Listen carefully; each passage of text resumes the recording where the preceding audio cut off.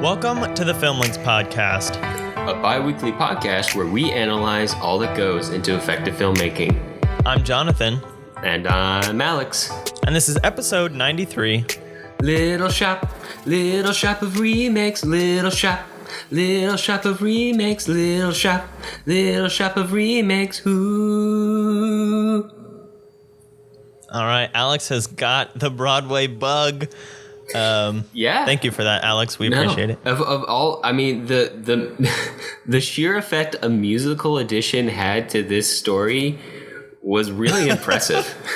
Yeah, it's crazy. There's a lot of changes, but I think that the charm and the fun definitely stayed. But there is okay. So yeah, what are we talking about? We're talking about The Little Shop of Horrors. First of all, we want to thank our patrons because this is a poll that we ran on our Patreon. It was a quick turnaround poll too, so thank you to those who voted. And if you would like to vote on future polls, you can subscribe on Patreon. More about that at the end of the episode though. So they voted on different remakes that have been done throughout the years in a variety of genres, and also films that both the original and the remake are well regarded, and they chose Little Shop of Horrors. And so we're going to be talking about that. It is a fascinating, dark comedy, sci-fi, something. Super dark. What is this story? It's like everything. It is like the epitome of B-movie cinema from like the 50s and 60s, done by the king of B-movie cinema. Self-aware B-movie too, which Roger is awesome. Corman. Yeah. So it's fascinating, and we'll talk a lot about Roger Corman's process and like how the original movie came to be made, which was a very interesting story. And obviously, this story did not begin its life as a movie. It started off as something else, moved to off-Broadway, I think, and then became a movie, right? Or do I have that backwards? Yeah, so the story was actually written for Roger Corman. It was written by Charles B. Griffith, who I think was a frequent collaborator with Roger Corman. It was written in about 10 days because Roger Corman had a leftover set from Bucket of Blood, and he was like, we gotta just make something with this before they tear it down. So they wrote this story really quickly, and from what I found on Wikipedia, the story might have been inspired by an Arthur C. Clarke short story called The Reluctant Orchid. Arthur C. Clarke is probably most well known for Do Androids Dream of Electric Sheep, which got turned into Blade Runner. But that Arthur C. Clarke's short story was also inspired by an H.G. Wells short story called The Flowering of the Strange Orchid. And H.G. Wells makes a lot of sense because the story has a lot of like Twilight Zoniness to it. At least the Roger Corman version does, which I really liked. So we're talking about the two versions. The first one, directed by Roger Corman, came out in 1960, is actually called The Little Shop of Horrors. And then the 1986 version that we'll be talking about is called Little Shop of Horrors, because I think when it went to Broadway, they dropped the. I don't know why. It's just, I'm like looking up all this stuff about the movie, and I don't know why that "the" just kind of got dropped somewhere along the line. Yeah, maybe for like slight delineation between the two versions. But I mean, the title works remarkably well both ways. Either way, yeah. Yeah. And so, of course, the two movies we're talking about today, I'm sure you already know, but just in case, The Little Shop of Horrors from 1960, directed by Roger Corman, made in a whopping 2 days of production time. And plus, I think a night of pickups, but we'll go 2 days. Also, like, the amount to which it shows it and doesn't show it is quite impressive. Incredible. And then, of course, there's the 1986 musical version of Little Shop of Horrors, directed by one Frank Oz, who is an oddly perfect fit for this story, considering how much puppetry is done in it, and the puppetry is quite impressive. And this was the film adaptation of that musical. Yes. Oh my gosh. So let's trace the steps here. The film adaptation of the Broadway musical, of the off-Broadway musical, of the B-movie film, of the adaptation of a pulp story. So just for a little bit of clarification, after the film came out, there was an off-Broadway musical in 1982. What is off-Broadway, Jonathan? This is what we're getting to. So off-Broadway and off-Broadway and Broadway are really just descriptions of how many seats the theaters hold. So off-Broadway means that the theater had fewer than 100 seats. Oh. Off-Broadway means between 100 and 500 seats, and Broadway is 500 or more seats per theater. So this apparently took off in a little tiny theater of less than 100 seats and then just kept moving up into like the big leagues of Broadway musicals because it was just so daggum popular for whatever reason. That's quite impressive. Yeah, I've always wondered that because I've been to very good shows in very small theaters that were literally on the street of Broadway in New York, and they were called Off-Broadway, and I was just very confused. Right. But that makes a lot of sense. So that's good to know. Yes, and of course, the 1986 version was nominated for Best Visual Effects and the original song, Mean Green Mother from Outer Space, which is also an addition from the original version, which I don't think makes Audrey 2 an alien. Yeah. The changes are very interesting, and the just addition of music and having Audrey singing in the musical version is just insane. So before we get into it, let's have Jason set up the broad strokes of the story for us, and then we'll break down the 1960 film and then adapt it into a musical. The Little Shop of Horrors from 1960. On Skid Row, the poorest neighborhood in Los Angeles, sits Mushnick's florist shop run by penny-pinching Mr. Mushnick, the klutzy Seymour Krelboyne, and the sweet Audrey. Seymour loses his job and, seeking to regain it, brings in an exotic plant from a Japanese gardener that he names Audrey Jr., after his crush on Audrey, a crush that he doesn't realize is mutual.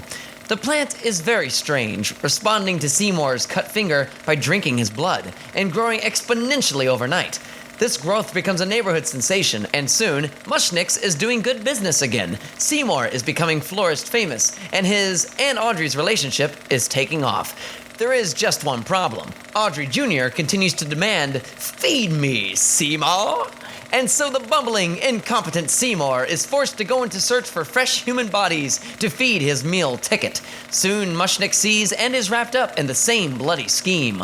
Although he's not the murdering kind, Seymour walks a comedically horrific line between the rewards that come from Audrey Jr. and the terrifying cost of those rewards.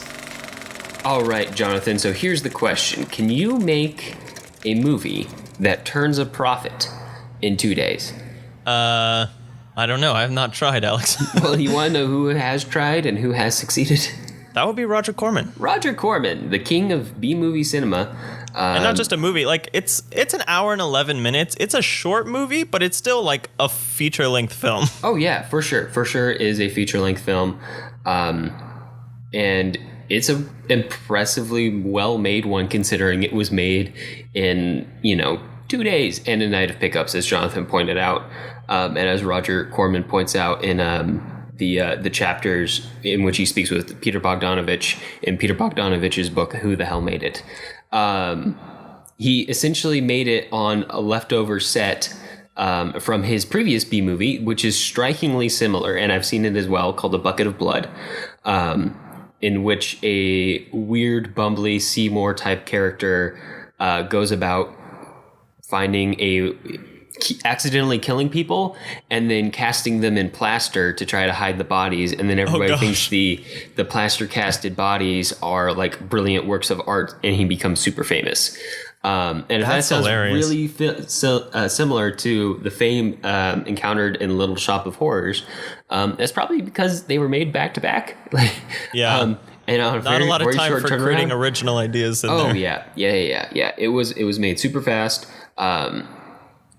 And impressively so. You can tell in the way it was made, and it shows in the fact that most of these scenes are done in one, maybe two wide shots. Yeah, it's 2 camera angles shooting the same scene, so they can just kind of do it one and done, and then cut between them. It feels like, and this is what me and my wife felt when we were watching it. That it feels like a one-act play, basically, and I'm sure it's been turned into a one-act play, like in high school theaters and stuff. And obviously, it eventually got turned into a musical. But it's so stripped down that it feels like theater, almost like A Raisin in the Sun did when we talked about that at the top of this season. Yeah, no, it does definitely give that feel of like a recorded play, like early 1930s cinema does. But it is remarkably well composed. Obviously, like most scans of this movie that still exist aren't very high fidelity. There actually is an HD version on YouTube that you can find right now. I'll put a link to it in the blog. Oh, really? I would love to see this in HD. And I think there's a colorized version out there somewhere. I'll have to track that one down again. Oh, no. Who took the time to colorize this? I have no idea. That doesn't seem worth it to me at all, but okay. Okay, cool. Yeah, and there's very few close-ups. In fact, one of the only close-ups that I remember in the film is the one where Mr. Mushnick is coming home drunk looking for his wallet, and he walks in the back of the shop and he looks and sees Seymour feeding a hand to, or I think it's a foot at that point, to Audrey too. And the close-up is literally just Mushnick against like a black drape because they were like, oh, we don't have this wall, so we're just going to shoot this against a black drape, and it very much looks like a pickup that was done maybe 2 days later. Well, the scene before that, when he's eating dinner with Audrey, is literally like somebody's living room that they tried to pass off as a restaurant, and that's probably the worst set in the whole movie. Yeah, but they did it through a window to try to obscure it. It actually works pretty okay. Yeah, they did it through like stair banisters or something weird. So, but yeah, there's the corners that they cut in this movie are ridiculous. But the thing has such a tone of self-awareness and hilarity that you really just don't care at some point. Because at first I thought that this might be. Because I'd never seen either of these versions before, honestly, which is shocking for me as a theater kid. So going into it, I wasn't sure if this was like a B movie that was one of those movies that tries to be a good movie, but misses the mark. And so that's why it's funny. But like very quickly into it, I realized, oh no, this movie is just like making fun of films and B movies and noir movies and everything. One of my favorite dialogue scenes, I think now, out of almost any movie, is the one where the detective walks into the office. Oh yeah, and he has the conversation with the other detective, and then he's like, "So how's the wife? How's the wife? Good. How are the kids? Lost one yesterday. Lost one, eh? How'd that happen? Playing with matches. Those are the breaks." And that's literally like the whole conversation. And it carries over too. Somebody else talks about it like 2 scenes later. The little old lady whose family keeps dying, apparently she's related to that kid too. So, which makes sense. Everybody in this movie is actually cursed. There is a lot of very well executed setups and payoffs. A surprising number of them for how quickly this film was written and made, because it's very cohesive. Yeah, and you know what? It's definitely one of those films that kind of proves that it's not really money that makes a movie good. It's much more of it's much more of a question of the skill of those involved. Yeah, talent. And especially we've heard of 48-hour film challenges before, but most of the time those people are making shorts. 10-minute movies, yeah. Yeah, this is something entirely different. But also, there's a little bit of an infrastructure difference here. Obviously, he's got the backlots. He's got a network of actors and crew and all that kind of stuff, which is something that we should kind of talk about because I don't know when Roger Corman will show up on the podcast again. So let's kind of talk a little bit about who he was. He was a director and producer who made a lot of very low-budget horror movies that A lot of movies. he made. Yeah, I think in the AFI Conversations book, they said that he has the most credits out of anyone who ever had or ever has since been to their, like, over 400 films he's credited on as either a director or producer. Yeah, he's I mean, just looking off of his Letterboxd credits alone, he has 239 producer credits, which is absurd. Yeah, And he has that's crazy. 55 director credits, which is also absurd. The only two people who we've covered on this podcast who have like that many credits, and they both have, I think, less than Corman at this point, although one of them is still making movies, are Spielberg and Hitchcock. Yeah, probably. And that's absurd. And not only that, but the connection of Roger Corman to nearly everybody else who was successful in the film industry from the 1950s, 1960s through like the millennium and onward is crazy. He mentored, obviously, Jack Nicholson, who was in this movie. He got his start with Roger Corman films. Peter Bogdanovich got his start in Roger Corman films. Yeah, because so Corman directed a lot of movies, but also as producer, he was maybe more influential because as producer, he would hire on upcoming directors and kind of give them their start. And so that's why a lot of these directors kind of come from him, because as producer, he would just bring people in and then send them off. Like, he was basically the reel maker. He would just give people, let them make a reel and then send them off to do bigger and better things. And he knew it. He didn't like try to keep people locked down to make in his scale of movies. He also jump-started the careers of Francis Ford Coppola, Ron Howard, James Cameron. There's more. I'm literally having to pull up a list right now. Martin Scorsese, Joe Dante, John Sayles, Curtis Hanson, Jonathan Demme. I don't know. Demme? I think Jonathan Demme sounds right. Yeah. I don't know. You know exactly who I'm talking about, though.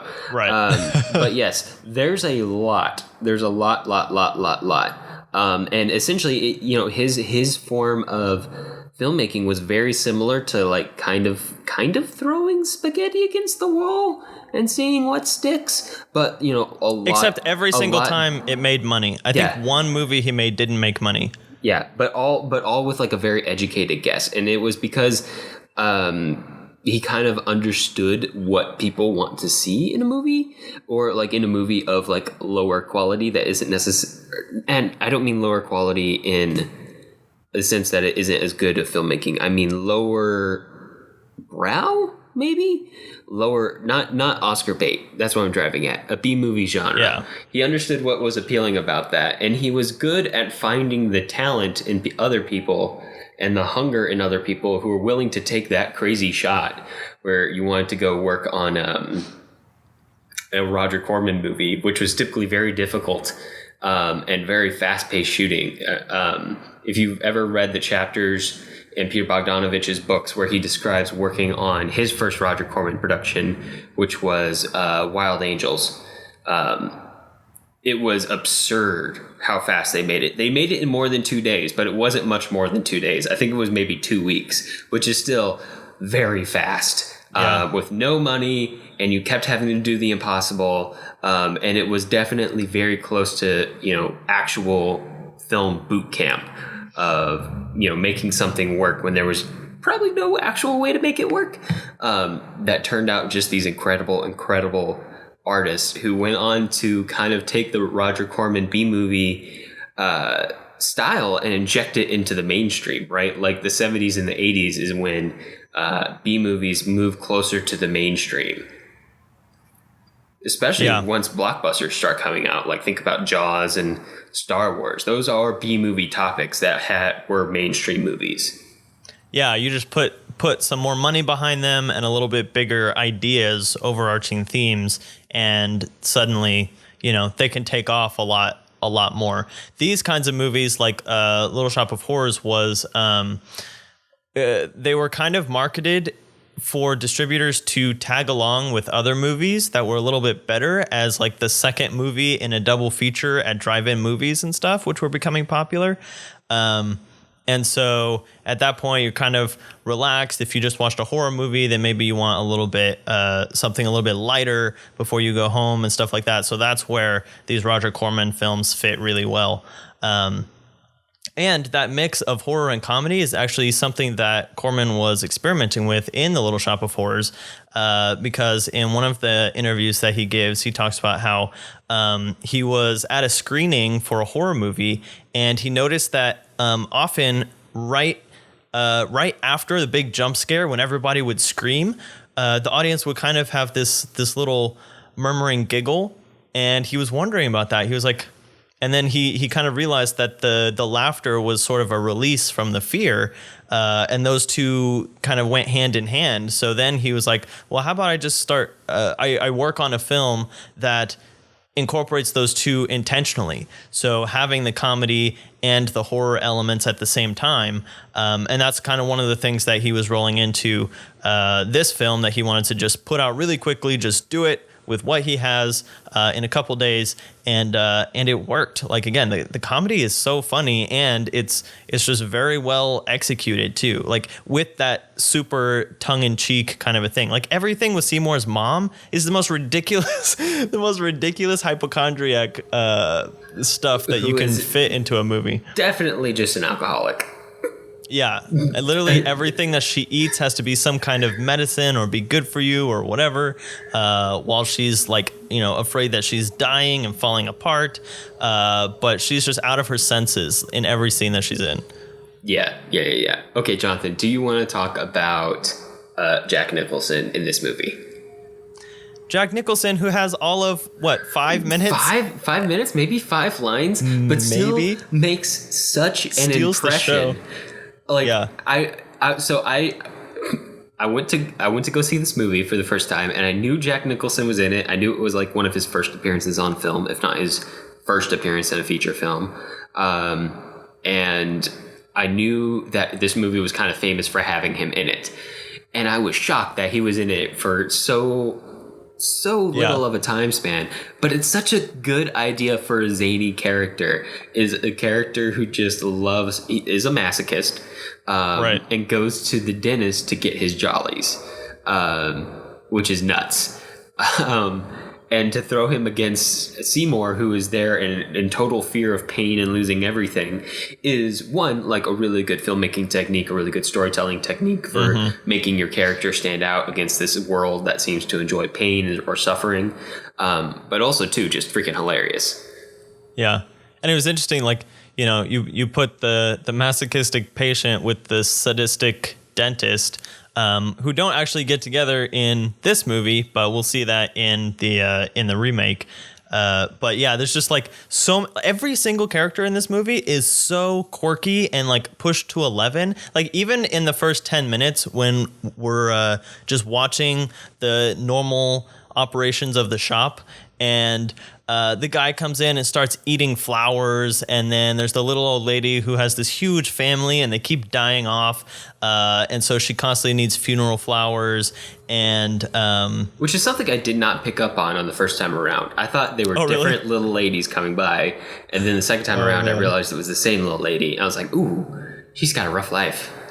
Yeah. Just but I mean, that's part of the joke. Like, all these characters, their thing is just pushed up to 11, and then you've got Seymour, who's basically Gilligan. I got like strong Gilligan vibes from Seymour, and Audrey, who's the ditzy but sweet coworker next door, if you will.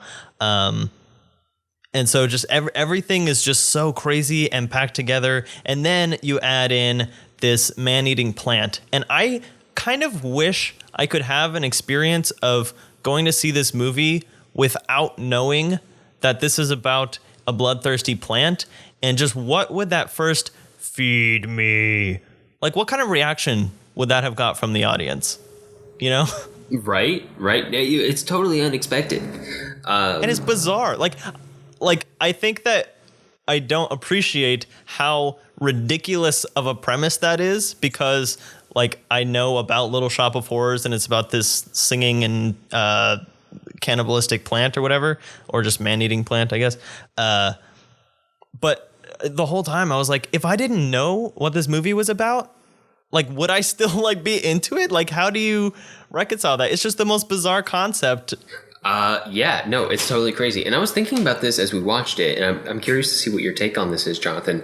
But I feel like nowadays horror movies make some kind of effort to explain the logic behind the horror that is happening. And well, we're even going to see that in the remake of this movie. Yeah, even in the 1986 version, there's some logic to what's going on. But in this one, there is no logic. I mean, there's maybe a bit of a hint drop, and that's that the plant came from a Japanese, somewhere in Japan, which seems to imply that it's been radiated, which seems a little... Did they say that in this one? They didn't explicitly say it was radiated, but that seems to be the only explanation. Did they say it was from Japan? They said it was from Japan, yeah. Okay, okay. He got it from a Chinese plant seller who has strange exotic plants, and he just got one in from Japan, and this was it. And I felt like, because this was 1960, only 15 years after the bombs were dropped, I felt like that was maybe a little insensitive, but also I don't know if that was actually the intent. It might have just been like, hey, this is crazy and from far away, and maybe in Japan they have man-eating plants, which is ignorant on the other hand, but whatever. Obviously, nowhere has man-eating plants in America or the world. Look, even I just said America when I meant to say the world. We all have problems. Oh, gosh. This is spiraling. Jonathan, save me. But yes, that is to say that there really is no explanation. We get the rules, though. We get the rules once it starts. Oh, yeah. And that is that this plant might only eat so many times. It has to have blood. It has to have fresh blood. It has to have human blood. Although at no point does Seymour even try to like feed it like a cat and see what happens. Right. Like, which I was wondering that. I was like, doesn't even try. Can't go find like a pigeon and toss it in that thing and see what happens. Well, the funny thing is that one of the things that I enjoy about this film that gets a little bit changed in the next one is that whenever this plant starts to grow up, bodies just fall into Seymour's lap. Like, he doesn't try to kill anybody. They're just like... No, he's not really... People just die around him, and he's like, well, gotta get rid of it somehow. Yeah, no, which is important, too, right? Like, if he becomes a savage, like, serial killer, you lose all sympathy for him. The only thing is that there are stretches of time that we don't see, and the plant keeps getting bigger, so you can maybe infer that he becomes a serial killer to some extent, but all the stuff that we see, it's like happenstances give him a dead body, yeah, and it's just convenient that he has a plant that wants to eat dead bodies anyway.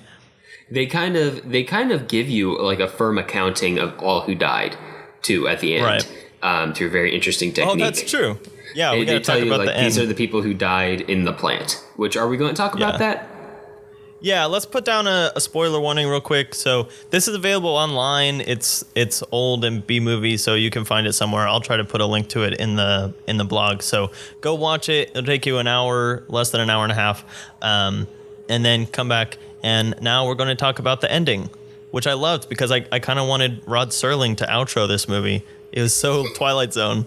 Yeah, no, it's crazy. It literally reveals Audrey like blooms, I think. She doesn't really Audrey die. Jr. Yeah, Audrey Jr., I should say. Audrey 2. It gets a little Audrey confusing. Jr. Audrey Jr.? is this one. Audrey 2 is in the musical. I don't know why that changed either. I thought it was Audrey 2 in both of them. Oh, that's crazy. Okay. No, it's Audrey Jr. in Okay, this one. so Audrey Jr. stops talking, blooms, like opens up and blooms and sprouts a bunch of flowers. And on each of the large flowers, like sunflower-sized blooms on this plant, there is a face of somebody who died in the plant, which is crazy.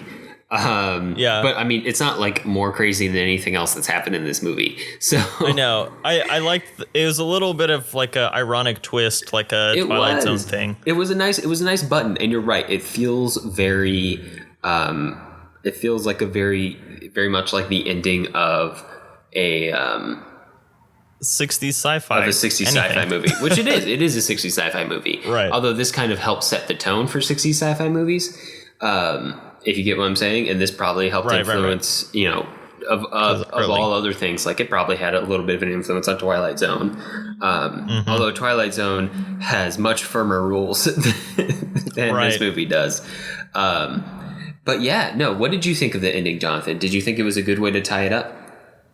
Yeah, I thought so. And I liked that there was that little battle between Seymour and Audrey, and he kind of, you know, charges into the mouth of the beast, and then he turns into the little flower, and they both die. And again, just like being such a big fan of Twilight Zone and ironic twist endings and stuff like that, I thought it was charming, and I was pretty satisfied with it. It's ridiculous, but it's not out of character for anything else that we've seen in the movie. And the two detectives that show up, and they're just not fazed by anything, and that's their whole character. So they're just like, huh, okay. Yeah, right. They're just like, oh well, I guess that wrapped up. Nice. Yeah. And at no point are they alarmed. The plant-eating guy was there too. And I think that's a funny parallel that gets dropped in the remake, is that guy who just like eats the heads off of carnations and random stuff like that, and then the rest of the movie is about a plant that eats people. Yeah, right. And like only a few characters like act completely shocked by the fact that there's this plant that eats people. The hypochondriac mother, of course, like has a fainting spell. Yeah. Everyone else is just like, okay, well, I guess that little episode of The Shop is over. Okay, what did you think of the mother? Because she was interesting. I didn't think she was the most interesting thing about this movie.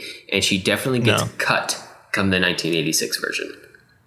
Oh, yeah. Well, a lot of those lesser quirky characters do get cut. And I think that she just kind of...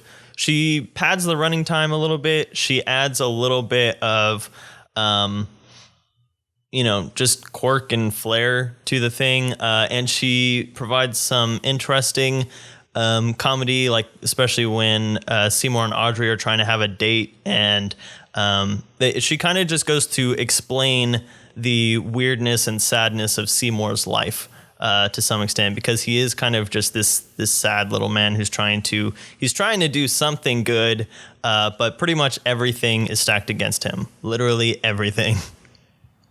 Yeah, right. Yeah, he's just so he is literally bumbling, and it's kind of sad to watch. He garners sympathy so instantly on screen by being so incompetent. And just like his stature and everything, just like exudes sympathy. Like, oh, you poor little man. Anyway, I thought he did great in his role. The cast is excellent. Yeah, the cast all, like, they get it. Again, it's all tongue-in-cheek, so it's not like you feel like they're failing because their characters are so quirky and hilarious. It's like, we all know that we're making fun of these types of movies and all of this stuff. None of it, it's all done with a wink and a nod towards the audience. Yeah, no, nobody's taking this too seriously. Like, why aren't you caught up in the drama of this man-eating plant? Right. They know the appeal of it is mostly comedic and, like, schlocky horror. So they're leaning into it, and it works. It works. And this is, like, kind of at the start of this formula working and really becoming a thing in the 60s, and then becoming a patented genre moving forward until horror changes abruptly in the early 2000s with, like, Saw. Right. Which is something totally different. Big change. But that's to discuss another day, and hopefully Saw will never be on this podcast if I have my way. But maybe. Who knows? Potentially. We did do Audition. That was something I would not like to think about that movie again. It was so upsetting.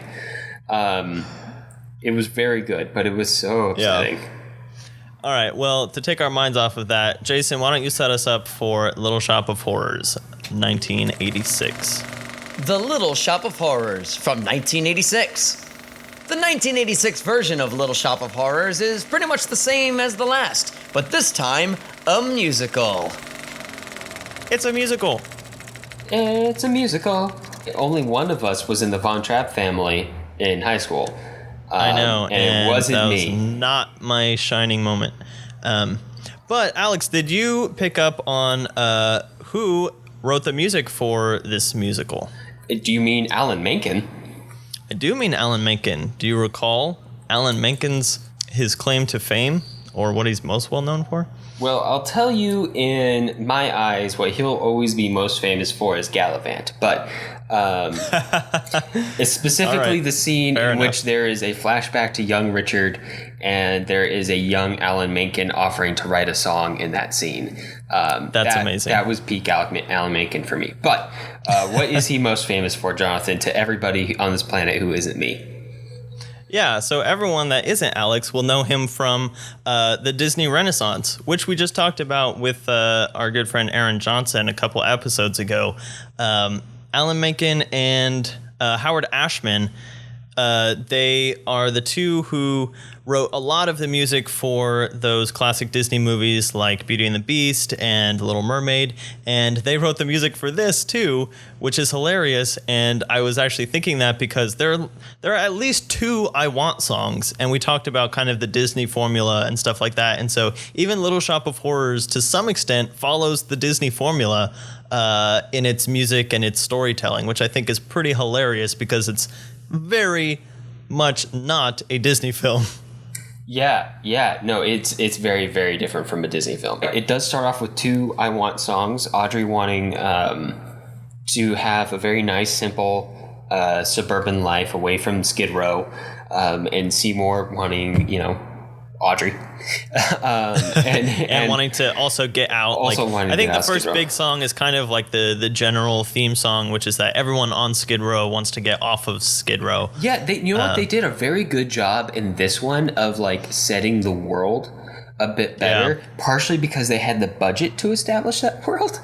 It's but still also, a pretty I small feel like set, and you can tell that it's a very set. much so a set. It's not like they have a big, nice location and stuff like that. No, it's there's a lot of look. texture to it. It's a look, and it's not like obviously a set in like a bad way. It's obviously a set in the sense that this is kind of performative and staged, and it feels more like a musical in that regard.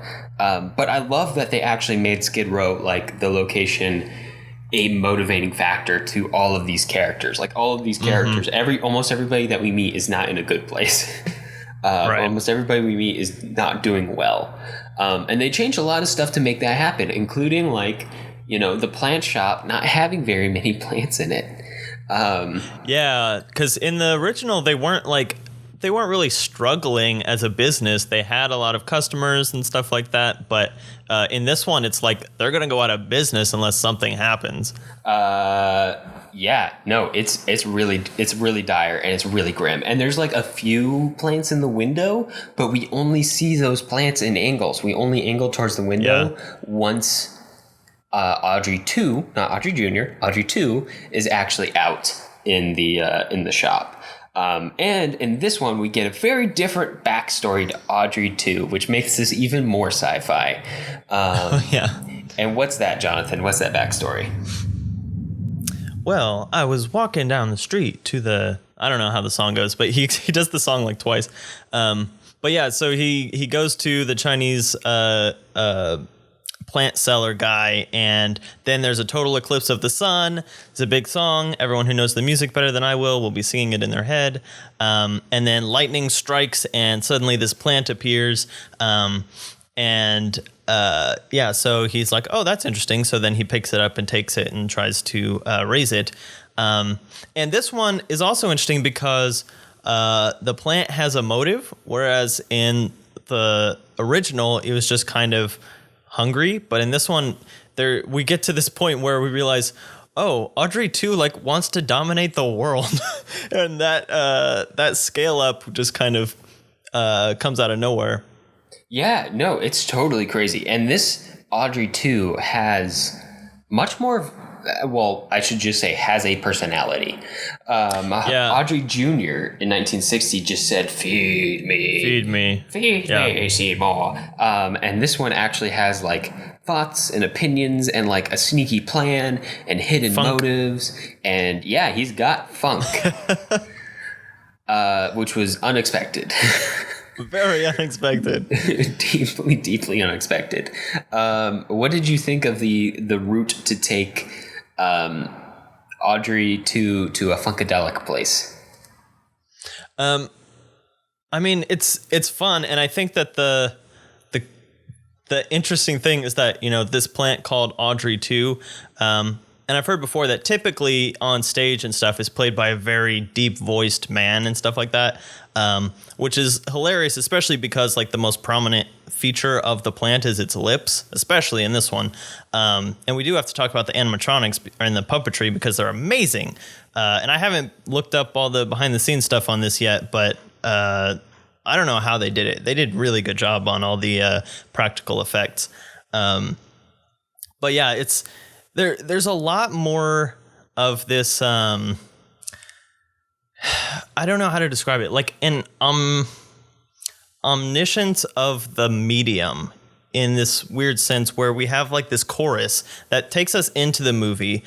These three girls who sing the intro song, but then they appear in the movie as characters, but also they kind of glide in and out of the scenes as they're diegetic as this chorus of singers. It's crazy. Yeah, I really like the way that they literally kind of, you know, walk through walls and they switch between being diegetic and non-diegetic seamlessly, and it's really interestingly done. And to an extent, Audrey 2 also has a little bit of that because there's like the scene where Mushnik is threatening Seymour and Audrey is listening at the door, and Audrey kind of knows all this stuff about Seymour. So Audrey becomes this much bigger kind of mythological type of creature that's really interesting, but mixing that kind of huge power and this really quirky and sarcastic personality at the same time. I don't know. It just mixes to give this really fascinating and layered type of a character that is so unique because it's a flipping plant. Right. It makes for I mean, I like that the Audrey 2 in this one has like a sense of agency as the villain, you know, right? Like in the earlier one, it was almost Seymour almost became the villain because he was the one making the decision to cave to Audrey Jr. In this one, Audrey 2 is putting the screws to. Yeah, so I would say that in Seymour. the original is like a monster movie. It's like Alien or something, where Alien is just it's a monster, it's an animal trying to eat, and that just happens to be very, very dangerous for humans. Little Shop of Horrors almost turns into Audrey 2 turns into like a Bond villain who has this huge plan and these means of executing this plan, which makes, I don't even know whether to call Audrey 2 a him or a her, honestly. I guess him. Makes it much more ominous in a weird way. I would strongly argue that Audrey 2 probably should be referred to as a they because it's a plant. Yeah, I'm just going to say it. Yeah, it's a perfect use of this term. It's perfect. That's a good pronoun for this. There we go. But yes, Audrey 2 is very, very, very diabolical. What did you think of, obviously we have to talk about some of the side characters because all of the side characters change in quite a big way. And they're all fascinating. I love all the side characters in this movie so much. But let's start with one of the most interesting changes for me, and one that I expected in the original when I first saw it, but it never happened. And that was Mushnik putting the screws to Seymour in like threatening him. Threatening to turn him in if he didn't get out of town and hand over the essentially profit of Audrey 2 to him. Well, the most interesting thing. So, okay, we're just going to get into a lot of spoilers for this movie. So, again, go watch this movie because there are a lot of changes that we got to talk about. So, if you don't want to know about what those are yet, go watch the movie and then come back. So, spoilers happening now. Because the most interesting part about that change, which is so subtle, but what happens is in this film, Mushnik sees Seymour with the body of the dentist, but he doesn't see him feed the plant. So he doesn't realize that the plant eats people. Whereas in the original, he did get that. So Mushnick in the original film was like, okay, I kind of see that Seymour had no, or I don't know what he completely thought, but he realized that the plant needed to keep getting bigger for his shop to survive. And as long as Seymour could provide the humans, he didn't want that to happen, but he also didn't want him to be the one to go out and kill people and feed the plant, I feel like. In this one, though, just the fact that he thinks that Seymour killed the dentist makes it more of a blackmail situation and a little bit less nuanced. Yeah, no, it's true. It's true. It kind of, the second he did that, I felt like it was the plot giving an out to him dying. And also, definitely, it was definitely like a vindication of Seymour, to like make it okay for Seymour to continue on this track. Also, Seymour seems way more like we see his emotional arc a lot more clearly in this version. Like we see him. That's what music adds. Yeah, right. But also, I think the montage where and I don't know what to call it, because I've seen quite a few of these over quite a few movies where somebody's experiencing worldly success but emotional degradation at the same time. Or like moral degradation at the same time. That was one of the best ones I've ever seen in this movie. It just hit so close to home. And, Rick Moranis' face is just so good at, I guess, looking helpless and sad and like overwhelmed. He fills the shoes of Jonathan Hayes really, really well. So much. I would almost say that I would actually argue that Rick Moranis is the better Seymour. I could totally see that. That's not because Jonathan Hayes did a bad job. It's probably because by the time Rick Moranis got to the role had more meat on its bones. I will say, though, Rick Moranis was the weakest singer of the bunch by far. Yeah, but it kind of works. Like, yeah, I mean, he is kind of this sad sack. The funny thing is that Ellen Greene is such a good singer that she can't keep her annoying voice while she's singing, because she tried to sing with her annoying voice, and then just her really excellent Broadway voice kept coming through. That was hilarious. It almost became like a character arc moment where I was like, this is the real like Audrey. This is Audrey blooming. This is Audrey blooming under the care of the horticulturalist Seymour. But then she would go right back into her voice when she was done singing. Which her voice was hilarious. It was.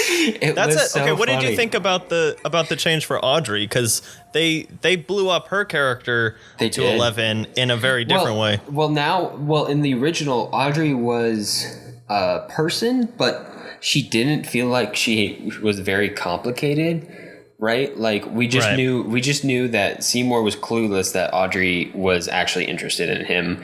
And then once he, gained a little self-confidence, he realized that, and then Audrey was with him. And that was it. Yeah. That was pretty much all we knew about Audrey. But in this one, Audrey has like a complex set of wants, and she has a complex like self-image of herself that she's battling alongside Seymour, which is a very nice theme in the movie, by the way. I really like that, where, I think it's true that most people tend to think of themselves much worse than they actually are, unless you're a sociopath, which there's a few of those out there.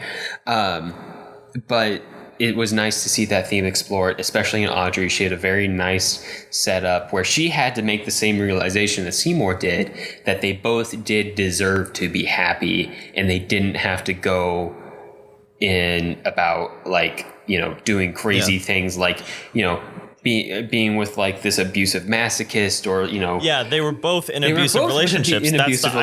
That's true. That's true. Oh my gosh, that's true. That's great. That's a good parallel. I like that. Yeah, no, I really liked that. And the way that they were able to.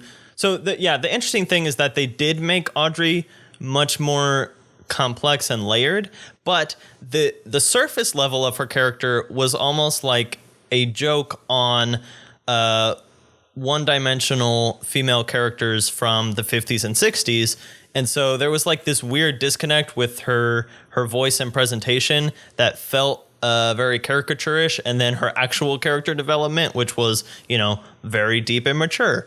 But the way that they incorporated her character and put her in a relationship with the dentist character, because in the original, the dentist didn't really he wasn't that necessary. Yeah, he was fit. fun, but yeah, he was just kind of there. He was a person who was easy. He was a person who was easy to kill for the plant. Yeah.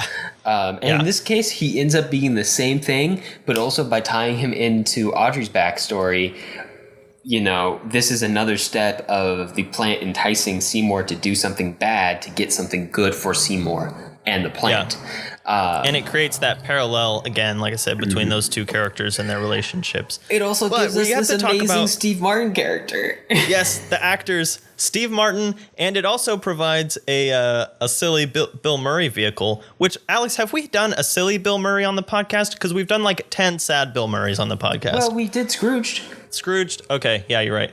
One day we'll get to Caddyshack or What's About Bob. Yeah, and What About Bob was directed by Frank Oz. So is it really? Yeah. So I think that's fun because they're pretty similar characters in these two movies. So yeah, Bill Murray plays the masochist patient, and Steve Martin plays the sadistic dentist. And oh my gosh, Steve Martin is I don't know, at 12 or 13, and Bill. So they actually get to have that interaction that they don't have in the original because the dentist dies before the masochist can get in there. But in this one, they actually do, and it makes Steve Martin's character unsatisfied that Bill Murray is enjoying it so much, so he literally kicks him out of the office, which I thought was hilarious. Yeah, right. Everything from Steve Martin's song, introducing him as this rebel masochist. Well, not masochist. He enjoys inflicting pain. Sadist. He enjoys inflicting pain on others, and Bill Murray is a masochist. Oh gosh. Man. The chair scene was both completely hilarious and also made me deeply uncomfortable at the same time. How unnecessary and how great was the shot from inside of Bill Murray's mouth, where they literally crazy. built a mouth set that? How much work went into that shot just to have Steve Martin using a drill on this gigantic 12-foot mouth? Yeah.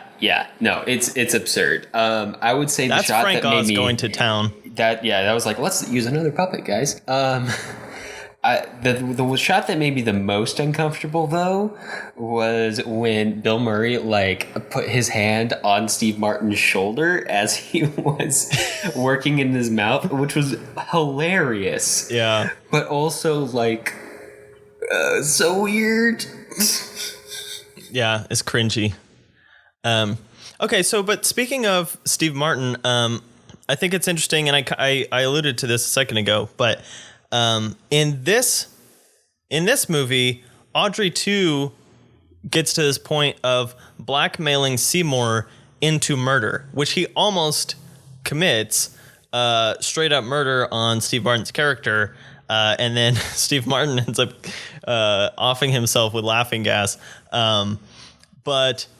It's a tone shift from Gilligan bumbling around and accidentally ending up with a bunch of dead bodies to he's wrestling with this in himself of trying to kill people in order to further his career and his life goals. And so that's a really interesting tone shift that is throughout this movie. True, that's true. He's definitely blackmailing him into murder, which on one's end keeps him from keeps Seymour from being the villain of the piece.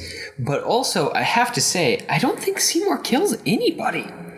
No, he doesn't end up killing anybody, but he has this kill internal people, struggle. But he never does it. He has an internal struggle that the original Seymour doesn't really have to have this kind of battle within himself of should I go out and literally shoot this dentist? But also the fact of seeing the dentist beat up Audrey really helps sympathize us with Seymour, because at that point we're like, all right, he's got it coming to him however it happens. Yeah, right? No, it would be... God, I love this movie so much. It's so crazy, and I had so much fun throughout the ridiculous. Whole thing. Yeah. How did you feel about the special effects in this movie? Because I don't even know if you'd call them special effects. I don't know if any of this was this was all practical, wasn't it? Except for the very, very end. Oh, right, where Audrey. Yeah. Yes. We'll talk about that. No, that's fair. That's fair. That's definitely not. I meant mostly Audrey, because the lip articulation on Audrey, I think that's too, all practical, but it was amazing. Absurd. It was so thorough. I mean, the plant makes the sounds around each syllable sound that it makes. It is impressive. And not only that, but like its head's moving at the same time, its petals moving at the same time, and there's its like 5 different ones moving as it grows at the same time. Yeah, it's crazy. The coordination, once like it has like 10 mini heads that are all singing at the same time. Oh yeah, it's intense. Oh my gosh, it is. I mean, I feel like Frank Oz might have just made this movie just to play with puppets, but just to show off. Yeah, in like, a little bit more of an adult setting. He's so good at it, though. It's okay. Yeah. It's so impressive. And you know what? I have to say, it's impressive that they were able to do this all practically. One, for the sake of the effects and the sake of how it looks on screen. But two, I have to think it kind of turns back around and benefits these actors' performances, right? Oh, yeah. Because a large part of the acting trade in the past 10 to 15 years has quickly become acting to nothing. Yeah. Not only or motion capture suits or whatever. Yeah, right. Like it's become a lot of you can't play. You don't have anything to play off emotionally. You half the time you don't have a scene partner if you're playing against like a CGI dragon or something, and you're doing like all of the work, and then 300 VFX people are doing the back end work to make it look right. And hopefully, whatever they envision, whatever the director envisioned, lines up with whatever emotion you put on screen. So having that happen all in live at one space continuously has to benefit the actor quite a bit to be able to play off of it. And I feel like that shows. I feel like the on-screen relationship and the on-screen like acting camaraderie between the puppeteer team on Audrey 2 and Rick Moranis as Seymour was one of the highlights of the whole film. In a film of like a billion highlights too. Oh, okay. So I'm looking up a little bit about the animatronics on here, and apparently one thing that they did to make the mouth movements seem more realistic is that they operated it slowly, and then they played back the footage of the mouth at a faster speed, because I don't know. I guess they accidentally did that at some point, and they realized that. It looked a little more realistic, so they did a little bit of like time warping and stuff like that, and then they would just kind of lip sync to it afterwards. So, hey, fair. I don't know. It worked. But yeah, it's all puppets. Like, it's incredible, and it's so detailed too. A lot of the movement was so convincing that.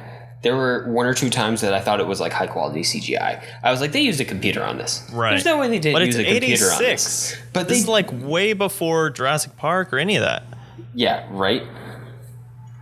Yeah, no, this is wickedly impressive. I am shocked by how impressive this is actually. Yeah. I mean, I'm sure doing this kind of special or practical effects is really, really expensive. But at the same time, it's so worth it. Yeah. All right, so let's talk a little bit about the ending of the movie, because there's a pretty big departure as far as the end of the story from the original. So again, if you want to avoid spoilers, just go ahead and skip ahead to the overall section. But this is something that we talked about on the bonus podcast recently about changed endings based on test screenings. And this is a film that changed after they were kind of showing it to some people. And I think, I'm just doing like a brief Wikipedia scroll here. But apparently they were going to end it with this point where both Seymour and Audrey end up dying, and Audrey, the plant succeeds to taking over New York City. So I guess that's what happens in the musical, is somehow the plant kind of wins. Well, that's dark. But they ended up changing it. I mean, they give like a little hint, like a little nod or whatever at the end. But yeah, in this one, as opposed to having the little seed pods show the faces of everyone who died in Audrey, they just have like this. They basically turned it from a Rod Serling ending into a Michael Bay ending. That's what I felt like, because there's literally a shootout, and then Seymour electrocutes Audrey until it blows up in like a Death Star kind of explosion, and then him and Audrey, the first, kind of live happily ever after. So yeah, I thought that. What did you think about the ending? Because it's so different. It is so different. I felt like in this one I was rooting for Seymour and Audrey a lot more, probably more for Audrey, because she's such a sympathetic character that you just root for her so hard in this one, compared to the last one where she was just kind of there, that you wanted them to get their dream. You really wanted them to get their dream. So I was kind of happy that you got that. Because otherwise, like if you build up all the sympathy for characters and then take away their shot at that dream, that works in certain circumstances. Like if you're making very pointed like social commentaries or social critiques, typically in a much more serious dramatic setting than a happy-go-lucky musical, or an upbeat musical, not happy-go-lucky musical. Right. But in this case, in this kind of, upbeat musical setting, giving them their dream feels like the much more cathartic ending than otherwise. And you can tell that there still is a hint of the dark ending in the end when you see another Audrey in their flower bed, which I don't know how it got there. Probably came from outer space. But or I like to think that there was like a seed on Seymour's shoe or something that fell out. Yeah, no, that's totally possible. I mean, when that thing exploded, it might have been stuffed to the gills with or it goes seeds. Like dandelion style. Yeah, just ready to multiply and take over the world. I mean, that was its plan. So, so yeah, no, I mean, I felt like they got to work in a little bit of the darkness in there, and they gave us, I think, what was the right ending for the musical they made leading up to that point. Yeah. So let's talk about kind of just some overall stuff. I see you put in here, there's a little bit of like Greek tragedy tones in here, which I didn't think about, but I can see it now that you say that. Yeah, no, for sure. There definitely is. Hero gets a chance. Especially the original. Especially the original, for sure. And then, his fault in, kind of, I don't know what you would describe his fault as. Like, it's not being a pushover? Yeah, maybe. And that kind of goes into the whole blackmail situation in the remake. Like he doesn't have a backbone. His mom kind of pushing him around, and the mom pushing him around thing made it feel very Greek. Yeah. What's with the Greeks and the Hitchcocks and the Freuds of the worlds and mothers and moms and blondes? We literally did like a whole episode on that. I think we already made that. We already made that show. We did that. Oh man. Go check out our Hitchcock series. You'll find out what we're talking about. That was almost 2 years ago. Yeah, it was. But yeah, there's definitely those tragedy vibes, but all of the comedy, like I feel like you could take it and do like a Rod Serling thing and make it really dramatic and put some kind of social commentary under it. But the dark comedy and the genre farces and all that stuff just make the original so much fun, and then just taking it and putting it in an even more over the top setting with some really fabulous music in the musical version just makes like all versions of this story so much fun, and still like have those little elements of creepiness of like the murder and all that kind of stuff, but in like a arsenic and old lace way, where murder is not really like a moral thing in these movies. It's more of just like a fun element that goes into the plot here, because we're not dealing with like super psychological issues. Yeah, it's like something that just happens. Yeah. Yeah. It's definitely it is an act of agency, right? It's something that characters end up consciously doing, except for Seymour, who does everything accidentally. Literally does everything accidentally. I don't think anything he intentionally does fails. Everything he does that he succeeds at or happens is accidental, including killing people in both versions.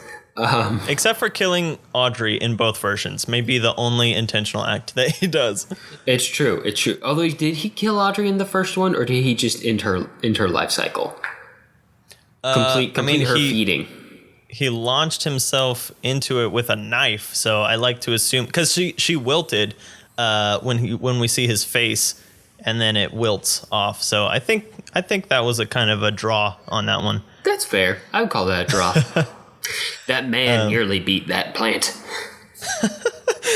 Yeah, I think in that respect, the man probably loses, because if he can't beat a plant, then, what does that say about us? Yeah, right. Yeah, and you know what? This is kind of like a nice tale about stories finding new life. Absolutely. Even though you think they're dead. And I mean, just at the top of the podcast, we tracked this story's germination, journey, if you will. Yeah, germination. Oh, perfect. And life cycle through from being like, a pulpy story on paper to being a really schlocky, under budget B movie, to being an off Broadway hit, to being an off Broadway hit, to being I think an off Broadway hit again. Like, it moved back and forth one time. No, it actually went to Broadway. Oh, okay. After there you that, go. yeah. There you go. Then it went to Broadway. Then it became a massive movie musical that lots of people had seen, and brought in two of the biggest comedy stars of the generation who had already made it big on SNL, Bill Murray and Steve Martin. And then, even to the point now where even if you haven't seen these movies, I would argue that most people would understand that "Feed Me, Seymour" comes from somewhere, right? Oh, yeah. Like, that comes from something, even if you haven't seen it. And the other interesting thing is that now that it's become so popular in the Frank Oz version, that has got people to go back and rewatch the original version. So it kind of becomes this cycle where, people trace it backwards and find this kind of gem of a little B movie that could have easily just fizzled out and gotten lost to history forever. Like Bucket of Blood. Yeah, like probably 90% of Roger Corman's films, which is why he probably won't be on the podcast again for a very, very long time, if ever. I mean, he's got some good ones that he did later on. But yeah, he's going to weave his way in and out of the stories we tell on the podcast for quite a while. Yeah, explicitly or not. But, I mean, just the fact that somebody saw this old movie, probably... I guess it was only a couple decades since whenever the musical was made. But so maybe somebody saw it as a rerun. Maybe somebody had seen it when they were a kid and it just stuck with them. And then they were like, let's turn this into a stage musical. And they just kind of like took it and did it really well. And then it just becomes this cycle where now this is just a part of our culture. And it didn't have to be, but now it is. And I'm not mad about it. Yeah, right? It's a nice thing to have in our culture. I feel like this is like both instances of this actually make for a very good drive-in movie. You know what I mean? Like that kind of like summer night B movie, not too serious, hanging out with your friends type movie. And I highly recommend them. A lot of these movies that we cover that are older, I feel like a lot of people aren't interested in watching, but are so fun to watch, especially in groups. Oh, yeah. Like, make it a social activity. Yeah. Go get your friends and make a movie night. Do it like once a week, once every 2 weeks, and go just watch a movie. Go Yeah. enjoy it. And these are, perfect options. And, I think also the if you and original- all of your friends want to listen to the podcast and hear good movie recommendations, and, maybe, hop on the Patreon and contribute to polls and stuff, that'd be cool too. Yeah, I'd take that. I'd take It's a that. different kind of cycle. Yeah. No, this would definitely be probably one that I put in my like light Halloween movie watching list, like with Arsenic and Old Lace and stuff like that, just because it's fun. You don't have to worry about like actually scaring anybody, but it still like kind of fits the mood and all that kind of stuff. So definitely recommend. And it's interesting because like I feel like there's almost this telephone effect of the story through these different mediums, and I don't know the full story of the musical, but I know that there are at least a little bit of story changes to the movie version of the musical. So it's interesting how even when we're talking about stories, and I haven't yet, but I'm probably going to read the H.G. Wells story soon and just kind of like trace this story through the medium of short stories to screenplay to stage musical to film musical, and just you see where those little warps happen and where those little changes happen, and yet you still keep kind of the heart and the characters and the overall bits of the story. I mean, like, it's a story about a plant that eats people whole, and so it's just really fun. But it's just fun to kind of see the ways that stories can morph and change as they get picked up by new artists and new creative people and adapted into different mediums. Yeah, exactly. No, it's very interesting to trace the life cycle of this sort of story. One that, you think would die but doesn't. And this feels very different than the current cycle of stories not dying that we're going through, right? Like this is like, this thing changes a little bit every time, and it becomes reincarnated with like a different artist at the helm who's doing a different take on it and doing something interesting and different with it, rather than like a forced cycle of money stuff. Money grubbing, cash grabbing stuff. That's like, hey, like, we I don't can feel like shove this out there. Like that, nobody. If you watch the 1986 version, it's actually a little shocking that anybody greenlit that. Yeah, it's like, right? I don't think it Frank doesn't Oz look is like like, an auto moneymaker. this musical is going to make us so much money. This little Broadway musical that has worked its way up the Broadway chain. I feel like if Little Shop of Horrors were remade again, now it would become a cash grabby thing. But whenever somebody turned it into a musical from a Roger Corman film, that was not somebody being like, we're going to make so much money off of this Roger Corman film that will now be a musical. Right. That's someone being like, this was a lot of fun. Let's make it even more fun by putting music to it. Right. That's a long shot. Yeah. Yeah. So if you listen to, I mean, we just did an entire series of film series covering remakes and reboots and continuations and all that kind of stuff. Yeah, like you're saying, this is different because it's not James Bond. It's not something that is guaranteed to make a profit every single time that it comes around. At this point, now it's gotten enough attention, I think probably primarily through Frank Oz's adaptation, that now if you do it again, now someone is trying to squeeze a little bit more money out of it. But I don't know what you change from Frank Oz's version. I think it's pretty definitive as far as a film version. Oh, somebody will make another version one day. Yeah.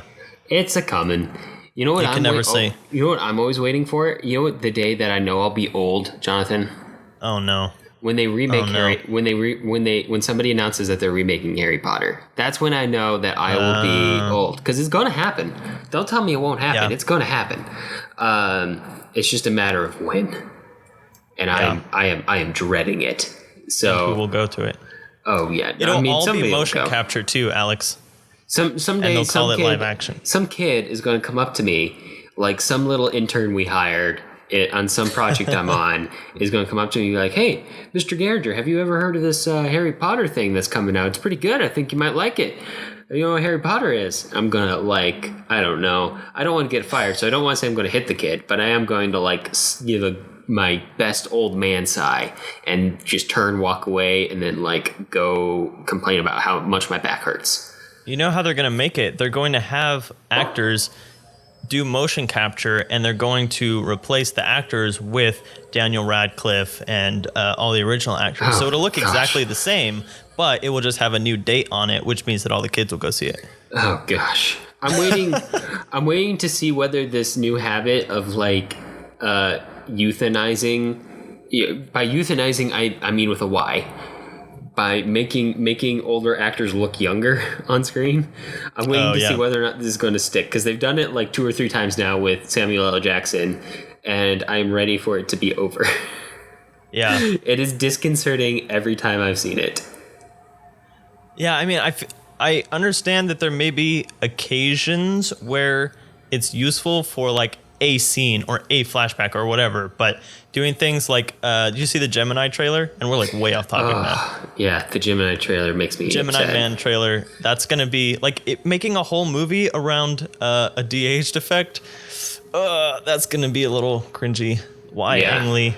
All right, so let's talk about what we're going to be talking about next time, which is a director who has appeared a couple of times on the podcast already. We've already covered a couple of his really big films. That was The African Queen and Maltese Falcon. But we're going to be doing a deep dive on the man, the myth, the legend, John Huston, and which of his films throughout his long and illustrious career will we be covering, Alex?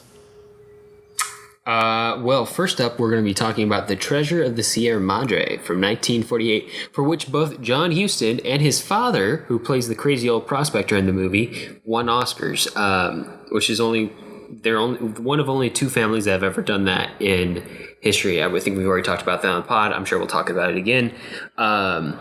Then The Asphalt Jungle from 1950, which I believe has Marilyn Monroe in it, and that should be a very interesting noir film to take a look at. And then one of my favorite, I don't even know what to call the genre. It's like British Imperial adventure movies. But The Man Who Would Be King from 1975 with Michael Caine,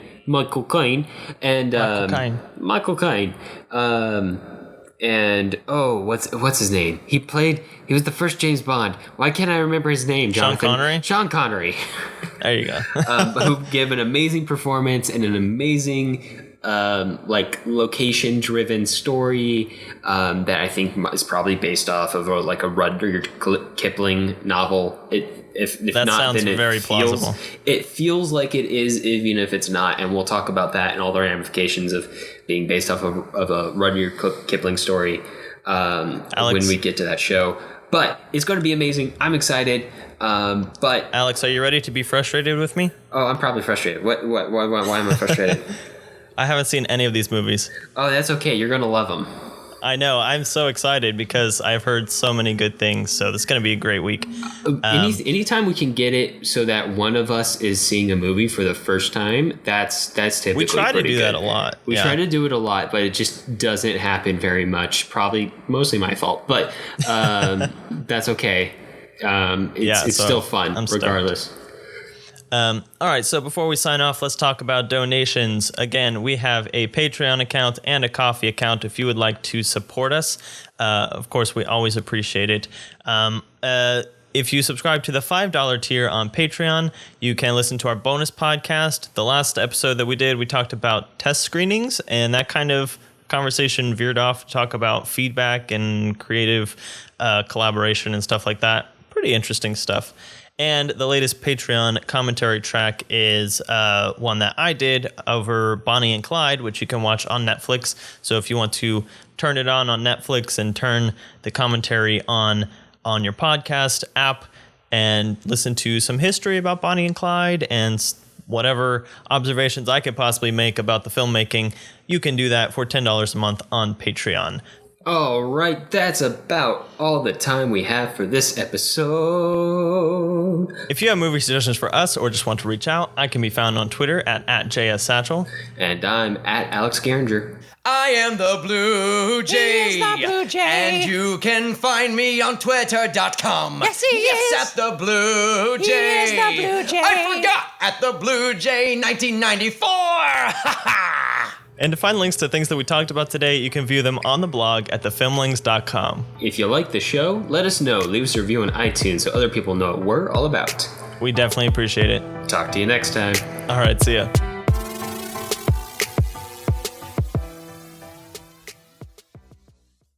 Little episode of Filmlings, little episode of Filmlings. I'm driving Jonathan crazy now. Oh, man. We don't do Skype anymore, so you can't see my face. I can't. No, you don't know how many times we've done this, man. I can see your face right now. I know exactly what it looks like, but that's okay.